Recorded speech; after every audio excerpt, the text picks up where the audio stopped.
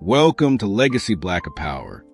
What if I told you that in Hollywood, talent is never the first explanation, especially when you're black? Every breakout role sparks whispers. Every award win invites rumors. And every fast rise comes with the same ugly question. Who did they have to sleep with to get there? Tonight, we're pulling back the curtain on 15 black actors whose success has been followed by gossip, scandal, and accusations that refuse to die. Not to repeat the rumors, but to expose what they really say about power, prejudice, and an industry that struggles to believe black excellence can stand on its own. Halle Berry, the door, the whisper, and the fire that followed. In the early 1990s, Hollywood was a locked house with 1,000 doors, and almost all of them were closed to black women. Halle Berry stood outside with beauty that made cameras stop and talent that few were willing to test. She wasn't famous yet. She wasn't powerful. She was just another actress trying to survive an industry that smiled politely and said no behind closed doors. Then Jungle Fever happened. Spike Lee didn't offer Halle comfort. He didn't offer safety.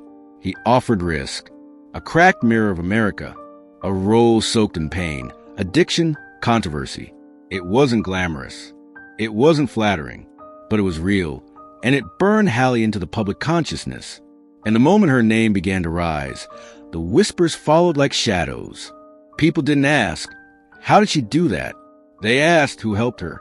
The story twisted quickly. Too quickly. It always does. Rumors claimed she had more than talent on her side. That her closeness to Spike Lee went beyond film. That her breakthrough wasn't earned. It was granted. In Hollywood, success for black women is rarely allowed to be clean. There must always be a price, a favor, a transaction no one can prove, but everyone feels entitled to imagine. But here's what the rumors never explain. If Halle Berry had been let in, she wasn't carried once inside. She fought. She bled. She stayed. Role after role, rejection after rejection. She kept pushing until Hollywood could no longer pretend she was temporary. When she stood on that Oscar stage in 2002, tears shaking her voice, history pressing on her shoulders. There was no director standing behind her, no gatekeeper claiming credit, just a woman who had outlasted doubt. The whispers didn't disappear. They never do, because gossip isn't about truth. It's about discomfort. It's about an industry uneasy with the idea that a black woman didn't just enter the room, she owned it. Halle Berry didn't sleep her way to the top. She survived the climb and forced the world to watch her do it. Angela Bassett, excellence that made people uncomfortable. Before Hollywood learned her name, Angela Bassett had already done the work. Real work, Yale-trained, disciplined, relentless. She didn't arrive chasing fame. She arrived prepared for it. But preparation doesn't guarantee opportunity, especially when you're a black woman in an industry that confuses excellence with inconvenience. Then Boys in the Hood changed everything. John Singleton was young, fearless, and dangerous to system. A black director telling black stories without apology. Angela stepped into his world not as a star, but as a presence, grounded, commanding, impossible to ignore. And the moment her career trajectory shifted, Hollywood did what it always does when it can't explain black success. It whispered. They said her rise was too smooth, too fast. That her connection with Singleton must have been personal. That respect couldn't possibly be professional. Because in Hollywood logic, when a black woman advances, talent is the least believable explanation. But here's the part the rumors never want to sit with. Angela Bassett didn't need shortcuts. She needed access. And once she had it, she demolished every excuse standing in her way. She transformed into Tina Turner and earned an Oscar nomination so undeniable it rewrote what biopics could be. She carried films, anchored ensembles, and decades later still walked into Black Panther with the weight of royalty and the fire of someone who never forgot how hard the door was to open.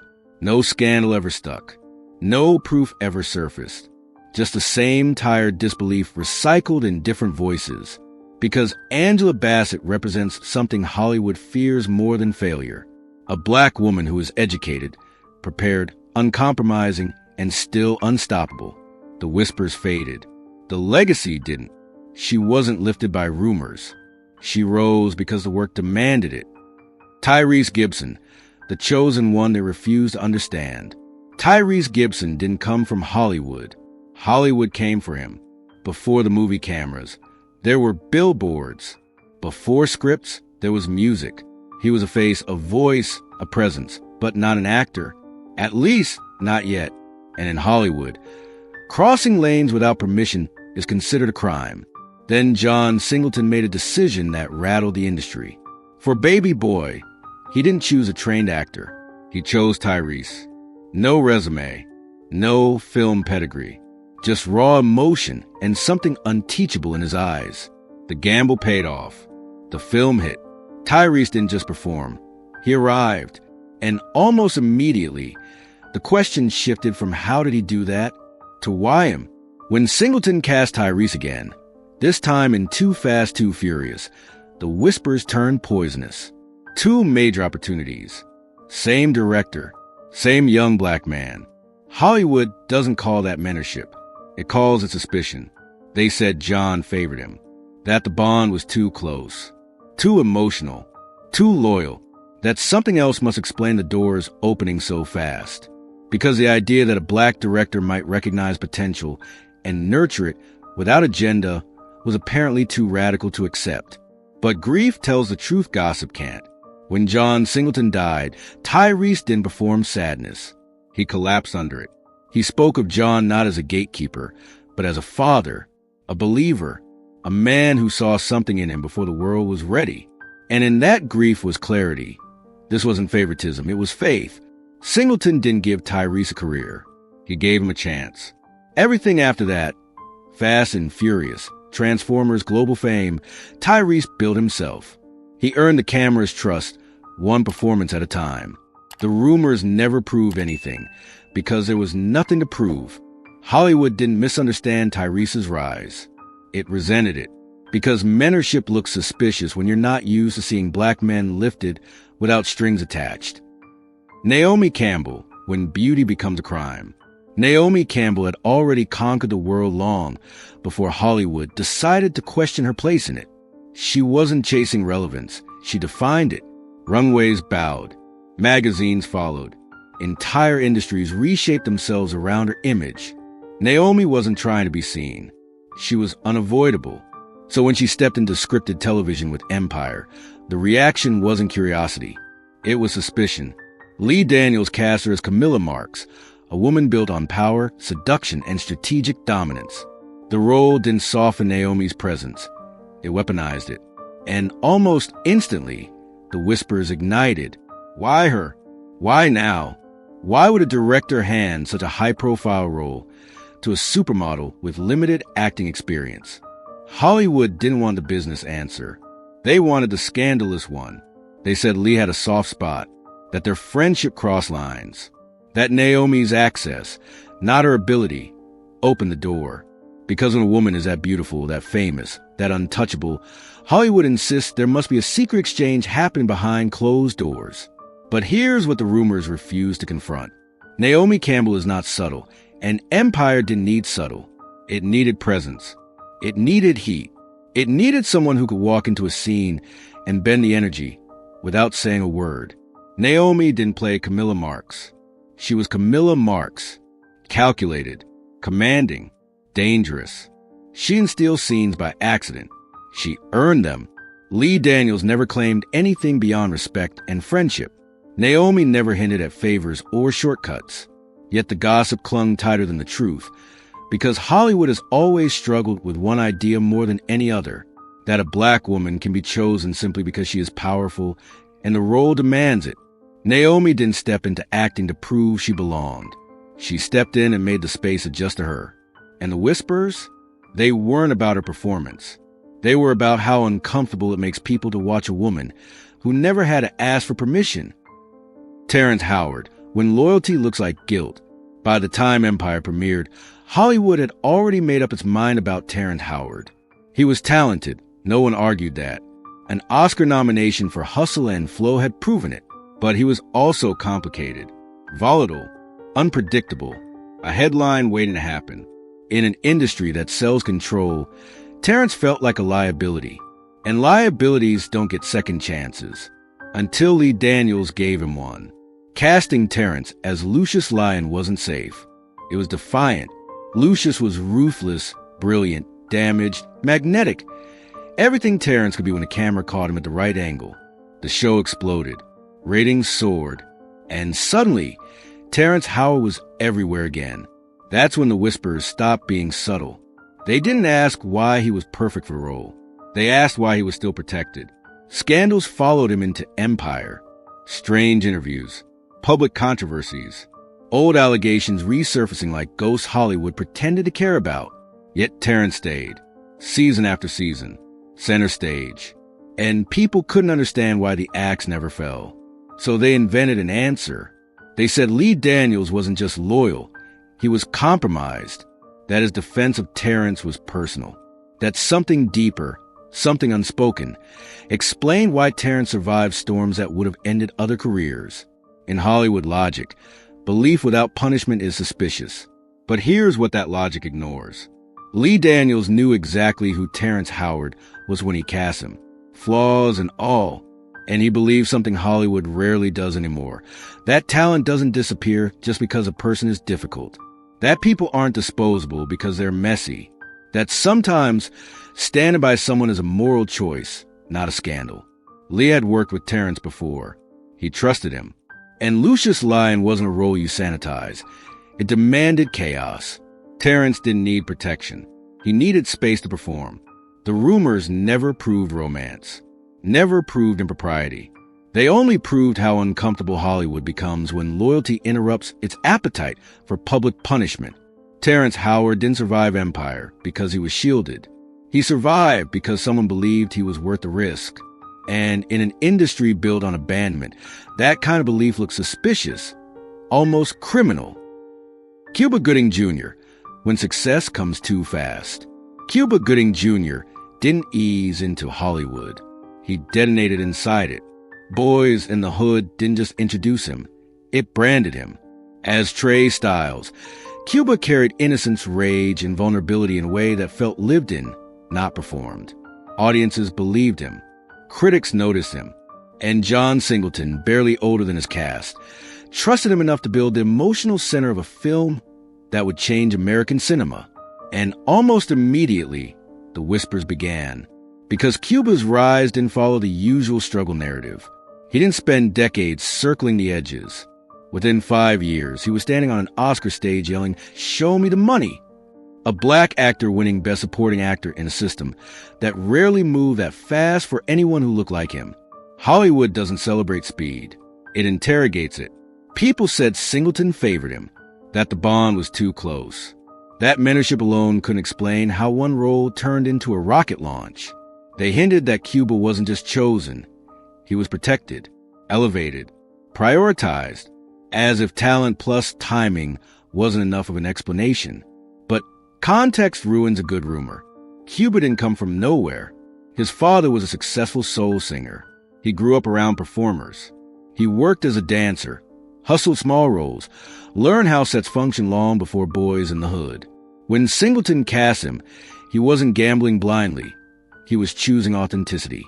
Someone who understood the culture, the streets, the emotional weight of the story. And Singleton didn't abandon Cuba after success. He stood beside him, spoke at his Walk of Fame ceremony, treated him not as a secret, but as a collaborator. The rumors never found proof because they misunderstood the crime. The problem wasn't favoritism. It was disbelief. Disbelief that a black director and a black actor could align perfectly, artistically, emotionally, professionally, and create something powerful without exploitation hiding underneath.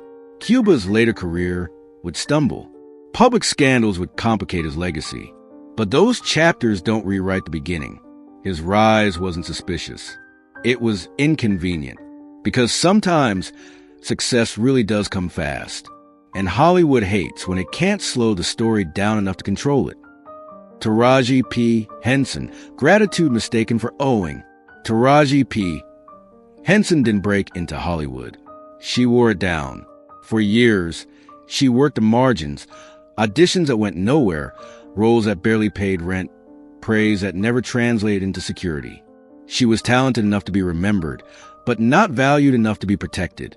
Hollywood loved her face, her timing, her fire, just not enough to bet on her long term. Then Tyler Perry did. He didn't promise prestige. He promised work. Real work. Roles with dialogue, with weight, with paychecks that respected her labor. And Taraji showed up every time, delivering performances that carried emotion without apology. When Empire exploded and Cookie Line became a cultural force, Taraji didn't just become famous. She became undeniable. And that's when the narrative flipped.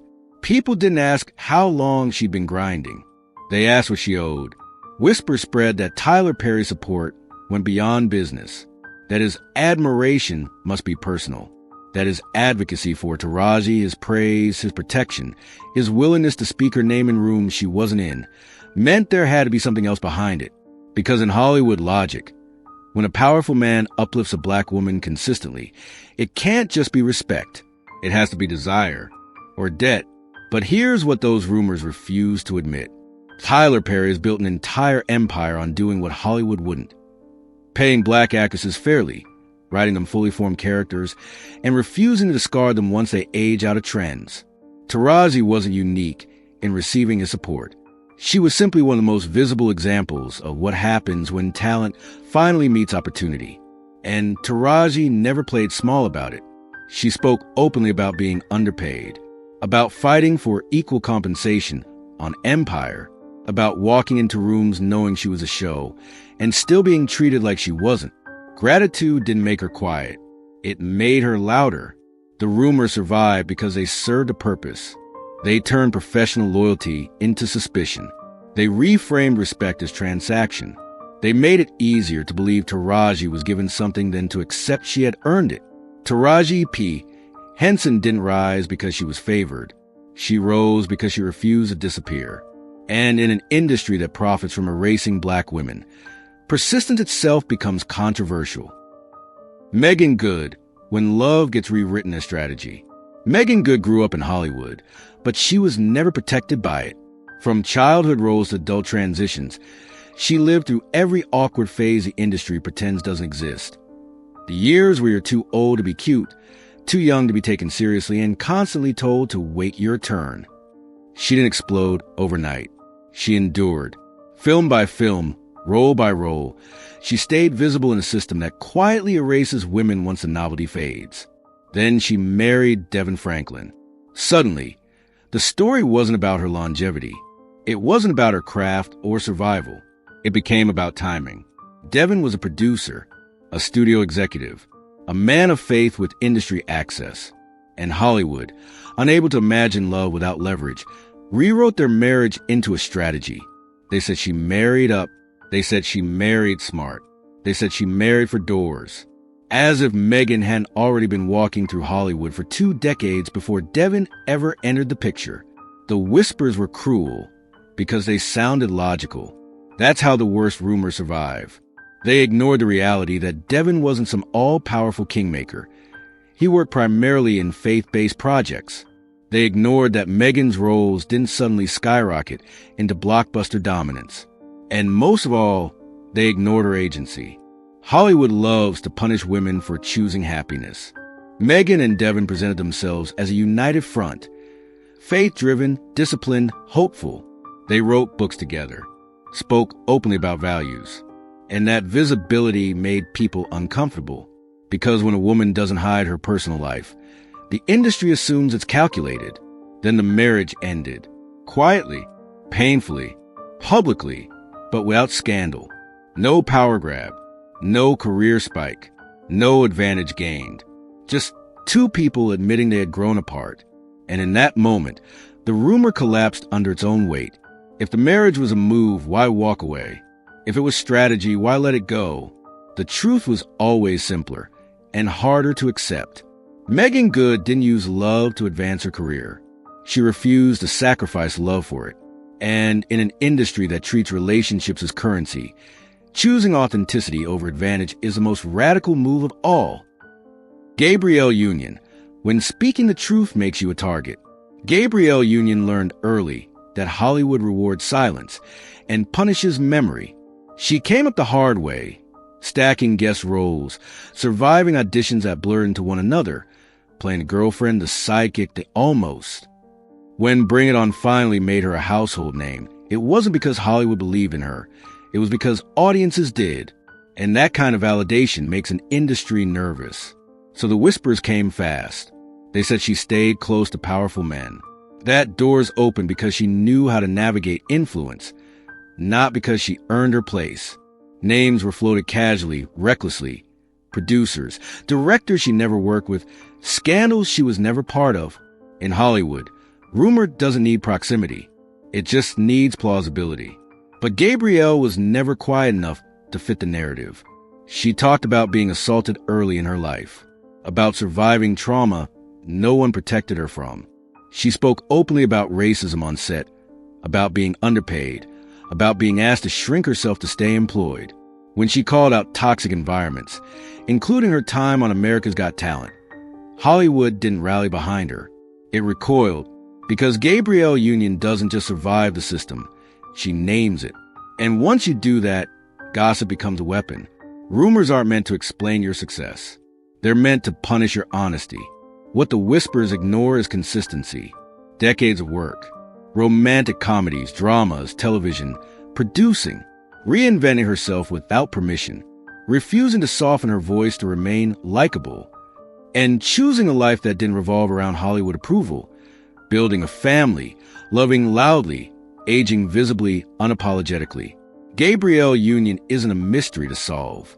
She's a threat to denial, because her career proves something Hollywood hates admitting, that a black woman can be outspoken, political, emotional, successful, and still standing. The rumors didn't follow her because she cheated the system. They followed her because she refused to protect it. Stacey Dash, when access isn't enough to save you. Stacey Dash didn't struggle to be seen. Hollywood saw her clearly. Young, beautiful, sharp-tongued, unforgettable. Clueless didn't just make her famous. It froze her in time. Dionne Davenport became a cultural imprint. And for a moment, it felt like the future was wide open. But Hollywood doesn't love longevity. It loves moments. After the spotlight dimmed, Stacey didn't disappear. But she drifted. Smaller roles. Shorter runs. A career hovering between relevance and nostalgia. And that's when the rumors shifted direction. This time, they weren't about sex. They were about access. Damon Dash, music mogul, producer, cousin, entered the story. Powerful name. Powerful connections. And Hollywood did what it always does when it sees family ties. It assumed advantage. People said Damon kept her working. That he pulled strings when the phone stopped ringing. That nepotism, not demand, explained her continued presence. But here's the uncomfortable truth. Connections can open doors, but they can't make people stay. Yes, Stacey had access. She had proximity to power. That's not a scandal. That's how Hollywood has always worked. The problem wasn't how she got opportunities. The problem was what happened after. Because over time, Stacey made herself harder to root for. Public statements alienated audiences. Political commentary fractured her support. She didn't just drift from Hollywood. She positioned herself against much of the community that once celebrated her. And no amount of connection can insulate someone from the consequences of being openly divisive in an industry built on image. The rumors tried to turn her story into something salacious, something inappropriate, something darker than it was. But Stacey Dash's fall wasn't about who helped her. It was about what she chose to become. Hollywood didn't erase her. She stepped away from a version of herself people wanted to believe in. And that's the quiet lesson buried beneath the gossip. Access can get you in the room, but it can't protect you from yourself. Paula Patton. When marriage becomes a shortcut people invent. Paula Patton didn't arrive as an outsider. She arrived adjacent. Beautiful, poised, and unmistakably Hollywood ready. She moved to the late 2000s with a career that felt smooth from the outside. Hitch. Deja vu. Roles opposite Will Smith and Denzel Washington. To the public, it looked effortless. Too effortless. And Hollywood has never trusted women whose success appears calm. So they search for the hidden lever. Robin Thicke became that explanation. A husband with a famous last name. A father-in-law with industry credibility, music royalty, entertainment lineage. Suddenly, Paula's career wasn't hers anymore. It was assisted. People said the marriage opened doors. That proximity to fame nudged her forward. That directors like Lee Daniels didn't just cast her, they welcomed her. But here's the part the rumor never lingers on. Marriage doesn't teach you how to act. Paula didn't vanish into prestige projects. She worked. She showed up in Precious, surrounded by performances that crushed the air out of the room. She didn't disappear. She held her ground. In Deja Vu, sharing the screen with Denzel Washington, she didn't fade. She matched the rhythm. Those aren't favors. Those are tests. And then the marriage cracked. Publicly, painfully. Infidelity. Apologies turned into albums. A relationship exposed as far more fragile than a fantasy people projected onto it. If Paula's success was built on access, it should have collapsed when the access did. It didn't, because the truth is less exciting than the gossip. Yes, connections help. They always have, in every industry. But doors opening isn't the same as staying inside once the lights are on. Paula Patton stayed because she belonged there, whether Hollywood wanted to admit it or not. The rumor survives because it's easier to believe a woman was carried than to accept she walked in on her own. Paula didn't marry her career into existence. She carried it quietly, steadily, until people ran out of excuses to dismiss her. Jada Pinkett Smith. When marriage erases the woman. Jada Pinkett Smith was already moving when the world decided to freeze her in someone else's shadow. Before the marriage, before the headlines, before the last name became inseparable from another man's fame, Jada had a career, a different world, menace to society. Set off, roles with edge, with hunger, with a woman fighting to be seen on her own terms. She wasn't waiting to be discovered. She was already working. Then she married Will Smith. And overnight, the story changed. Every role she landed afterward came with a quiet asterisk. Did Will make the call? Was he a producer? Was this negotiated at home? Hollywood didn't say it out loud, but it didn't have to. The assumption lived comfortably in the air. That proximity to a megastar must equal advantage. When Jada joined the Matrix franchise, the whispers sharpened. When Madagascar became a global hit. When Girls Trip exploded and reminded everyone she could still command a screen. The question never evolved. It just repeated itself in new forms. But here's the truth the rumor refuses to acknowledge. Jada didn't become powerful because she married power. She became powerful because she refused to disappear inside it. She built Red Table Talk not as a vanity project, but as a cultural reckoning.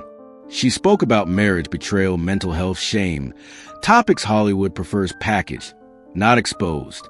She didn't protect the fantasy. She dismantled it publicly. And that honesty made her a target. Because once a woman tells the truth, people stop seeing her as an artist and start treating her as a problem. Jada has spent decades fighting for one simple thing: to be seen as an individual, not a wife, not an accessory, not a beneficiary, a creator, a thinker, a woman allowed complexity. The irony is brutal. Hollywood accuses her of riding someone else's success, while simultaneously refusing to let her step outside of it. Jada Pinkett Smith didn't gain relevance through marriage. She survived it. And in an industry that only respects women when they stay silent and grateful, survival, loud, messy, human, becomes the ultimate rebellion. Vivica A. Fox, when desire gets mistaken for opportunity. Vivica A. Fox had already proven she belonged long before Quentin Tarantino ever said her name. She wasn't an unknown. She wasn't desperate. Independence Day made her visible. Set It Off made her respected. Soul Food made her trusted. Vivica built a career on strength, elegance, and emotional precision, often as a woman who held the story together while chaos unfolded around her. Then Kill Bill happened. A small role, a brutal role, a role that left a mark far larger than its screen time. Copperhead wasn't meant to be likable. She was meant to be remembered. And Vivica delivered violence with heartbreak, rage with restraint. One scene, one fight, and suddenly she was part of a Tarantino universe. Hollywood didn't celebrate the performance. It questioned the casting. Why her? Why now? Why would Tarantino, known for obsession, for fetishized frames, for his unmistakable gaze, choose Vivica A. Fox for a role outside her usual lane? The rumor answered quickly. Attraction. They said he wanted her. That desire, not vision, put her on that set. Because when a woman is beautiful, Hollywood struggles to believe she was chosen for her mind. But Tarantino has always cast against expectation. He resurrected careers. He collided genres. He placed Pam Grier back into myth. Vivica was an anomaly. She was consistent with his pattern. He needed someone who could be lethal and maternal in the same breath. Someone whose presence carried history. Someone audiences would believe had lived a full life before The Blade came out. Vivica didn't flirt her way into Kill Bill. She fit. Did Tarantino find her attractive? Probably. That's never been a secret. But attraction doesn't choreograph pain. Desire doesn't sell grief. Vivica's performance did that. The rumor survives because it's simpler than the truth. It's easier to believe a woman was wanted than to admit she was chosen. Vivica A. Fox didn't enter Tarantino's world because she was desired. She stayed unforgettable because she delivered. And in Hollywood, that distinction makes all the difference, especially for women they'd rather reduce than respect. Thandai Newton, when survival was twisted into strategy. Thandai Newton didn't enter Hollywood chasing power. Power found her first. Too early, too close, and with no one to protect her. She was just 16 when she met director John Duigan. Young, brilliant, vulnerable, cast and flirting. She was praised for her intelligence and presence, celebrated as a prodigy before she even understood the rules of the world she was stepping into. And behind the scenes, a line was crossed that should never have been blurred. They began a relationship. At the time, Hollywood didn't call it what it was. It didn't call it exploitation. It didn't call it grooming. It framed it as opportunity. As if a teenage girl had made a calculated move, as a proximity to a powerful man was a career strategy rather than a violation of trust. That lie followed her for years. The rumor suggested she used intimacy as a ladder, that her early success came not from talent, but from access. It stripped her of agency while pretending she had too much of it. And for a long time, Thandai carried that silence alone, absorbing the shame that should have belonged to someone else. But time changes the story when the truth is finally spoken. As the industry began to reckon with itself, Thandai told her own version, clear, unflinching, painful. She named what happened. She named the imbalance of power. She named the confusion, the trauma, the way it fractured her sense of safety and self. This wasn't ambition. This wasn't consent. This was survival inside a system that failed her. And still, she rose. Crash. The pursuit of happiness. Westworld. Performance after performance layered with intelligence, vulnerability, control. She didn't just succeed. She endured, carrying complexity into every role like a quiet act of resistance. Awards followed. Respect followed. But the scars remained. The cruelest part of the rumor wasn't that it questioned her talent. It was that it blamed her for her own harm. Thandai Newton didn't sleep her way into Hollywood. She survived being taken advantage of by it, and refused to let that be the end of her story. And in doing so, she exposed one of the industry's ugliest truths. When power abuses innocence, the lie doesn't protect the victim. It protects the system. Monique. When truth costs you everything, Monique didn't climb Hollywood quietly. She kicked the door in. When Precious stripped the room bare, it wasn't subtle. It was brutal, raw, unforgiving. Monique didn't just play Mary. She disappeared into her. The performance shocked audiences, silenced critics, and earned her an Academy Award. In that moment, Hollywood crowned her, and then immediately began to resent her. Because Monique didn't behave like someone who felt lucky to be chosen.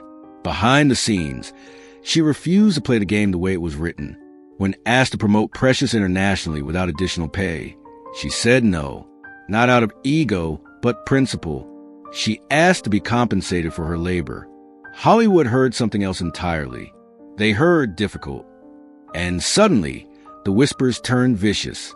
People claimed her bond with director Lee Daniels had been too personal, that the intensity of performance came from something deeper than collaboration, that his fight for her Oscar wasn't just professional belief, it was emotional investment. The rumor rewrote respect into obligation, partnership into something improper. Then came the punishment. Doors closed. Phones stopped ringing. For a woman holding an Oscar, and Monique became radioactive. Lee Daniels, Oprah Winfrey, Tyler Perry, once allies, distanced themselves. Hollywood didn't argue with her. It erased her. But Monique didn't disappear quietly. She spoke. She named names. She called out the system for weaponizing the word difficult against women, especially black women, who refused to be grateful for exploitation. And in doing so, she paid the ultimate price, exile. Years later, something rare happened. Reconciliation. Monique and Lee Daniels met again. Publicly. Emotionally. Apologies were exchanged. Real ones. Pain acknowledged. And in that moment, the truth surfaced clearly. Whatever their relationship had been, it was human. It mattered. And its destruction hurt because it was real, not because it was scandalous. And Monique didn't lose her career because she slept her way to the top. She lost it because she told the truth on the way down. And that may be Hollywood's most unforgivable sin of all. 15 stories, 15 careers, and not a single rumor ever proved what it claimed. What these whispers really expose isn't scandal, it's discomfort. Discomfort with black success that doesn't ask permission, doesn't come quietly, and doesn't stay small. Hollywood didn't question these actors because they lacked talent. It questioned them because they had power. So now the question isn't who slept their way to the top. It's why we're so desperate to believe they had to. If this made you uncomfortable, good. That means it worked. Drop your thoughts in the comments. And subscribe, because the stories Hollywood avoids are the ones we'll keep telling.